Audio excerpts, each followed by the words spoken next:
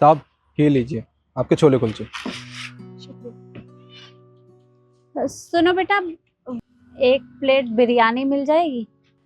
देखिए, एक प्लेट बिरयानी 50 रुपए की है। अगर आपके पास 50 रुपए हैं तो बताइए, मैं एक प्लेट बिरयानी लगा दूंगा, वरना जाइए यहाँ से। 50 रुपए? पर 30 रुपए का तो सामान लेना है, मेरे पास तो कुल 20 रुपए बचेंगे। अ, बेटा, कुल 20 रुपए हैं मेरे पास, क्योंकि मुझे 30 रुपए का ना कुछ सामान लेकर जाना है, तो 20 रुपए में दे दो। आप पागल हो गई हैं क्या? आपको रोज रोज बताना पड़ता है? हाँ, मैंने कोई धर्मशाला नहीं खोल रखी है, दुकान लगाई हुई है यहाँ पे। ये सामान फ्री में नहीं लाता, पैसे से आता है सारा सामान। अगर ऐसे ही आपको कम दाम में देता रहा ना या खाने का सामान, तो एक दिन लुट जाऊंगा मैं। अरे भैया ऐसे कैसे बोल रहे हो आप? कम से कम उनकी उम्र का तो लिहाज करो। अरे भाई साहब, आपको नहीं पता। आप समझ रहे होंगे ना, ये औरत गरीब है। ये गरीब नहीं है, बहुत बड़े कैफे की मालिक है ये, बड़ी कोठी में रहती है। उसके बाद भी यहाँ आ जाती है मुफ्त में खाना खाने के लिए। कभी 10 रुपए लाती, कभी 20 रुपए, और नुकसान करके चली जाती है। आंटी जी, आपको बिल्कुल भी शर्म नहीं आती है क्या?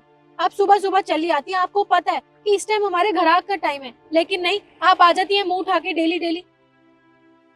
देखो बेटा, मुझे बहुत तेज भूख लगी है। देखो, मैं तुम्हारे सामने हाथ जोड़ती हूँ, मुझे 20 रुपए में दे दो। मुझे 30 का सामान लेकर जाना है। पूरे पैसे होते तो मैं आपको दे देती। जाइए यहाँ से।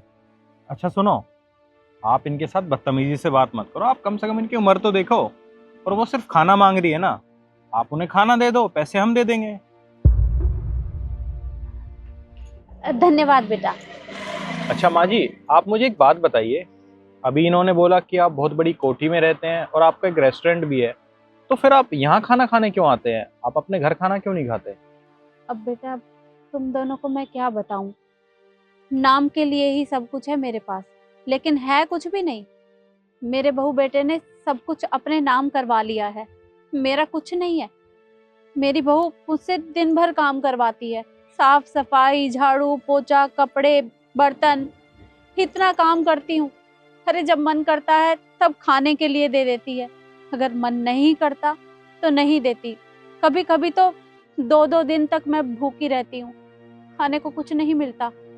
वो तो आज उसने कुछ सामान मंगवाया था, तो उसमें मेरे 30 रुपए का सामान आ जाएगा। बाकी 20 रुपए ऑटो के लिए दिए थे, पर मैं पैदल ही आ गई, तो 20 रुपए बच गए। तो मुझे भूख लगी थी तो मैंने सोचा बिरयानी खा लेती हूँ, बस इसी वजह से मैं यहाँ खाने के लिए आई थी। तो माँ जी, आपका खुद का भी तो रेस्टोरेंट है ना, आप वहाँ पे भी तो खाना खा सकती हैं। यहाँ रेडी पर आके खाना खाने की क्या जरूरत है? खा तो सकती हूँ बेटा, पर वहाँ उन लोगों ने मना कर रखा है कि अगर ये यहाँ पर आए तो इसे वहाँ से भगा देना। वो लोग मुझे बाहर के बाहर ही भगा देते हैं, अंदर कोई घुसने नहीं देता। और आपका बेटा भी तो है, वो तो कुछ बोलता होगा। बेटा? अरे बेटा तब तक अपना होता है जब तक उसकी शादी नहीं होती। शादी के बाद पता नहीं क्यों सभी बदल जाते हैं। वो सिर्फ अपनी पत्नी की बातें सुनता है, मेरी बात नहीं सुनता। अगर वो मेरी बात सुनता तो शायद मुझे आज यहाँ खाना नहीं खाना पड़ता। माँ जी, आप चिंता मत करिए। हम दोनों एक एनजीओ चलाते हैं और आप जैसे बहुत लोग हमारे पास रहते हैं। जो बच्चे अपने माँ बाप को घर से निकाल देते हैं, वो माँ बाप हमारे साथ ही रहते हैं और हम उनकी देखभाल करते हैं, उनकी हर छोटी छोटी चीज़ों का ध्यान रखते हैं। तो आप चिंता मत करिए, आप भी हमारे साथ चलिए और आप वहीं रहना। और आपको वहाँ अकेलापन महसूस नहीं होगा, क्योंकि वहाँ आपके जैसे और भी लोग हैं। और हाँ, हम उन बच्चों के खिलाफ केस भी करते हैं जो बच्चे अपने माँ बाप को घर से बाहर निकाल देते हैं और उनकी प्रॉपर्टी ज़बरदस्ती अपने नाम करा लेते हैं। पर बेटा देखो, मैं तुम लोगों के साथ नहीं जा सकती। अरे मेरे बहू बेटे को अगर ये बात पता चलेगी ना, तो वो मुझे तो घर में भी नहीं घुसने देंगे। कम से कम रहने के लिए छत तो है, वो भी छिन जाएगी। माफ कर देना बेटा, मैं तुम लोगों के साथ नहीं जा सकती।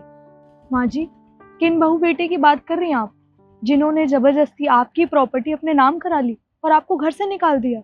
आप उनके बारे में ना बिल्कुल मत सोचिए, बस हमारे साथ चलिए, ठीक है? ठीक है बेटा, अगर तुम इतना कह रहे हो तो मैं चलूंगी तुम दोनों के साथ। ठीक है माँ जी, आप पहले खाना खाइए, फिर हम चलेंगे। भैया, आप पहले माँ जी को खाना दो। जी साहब, बस हो गया। आइए माँ जी। ये लो। धन्यवाद बेटा।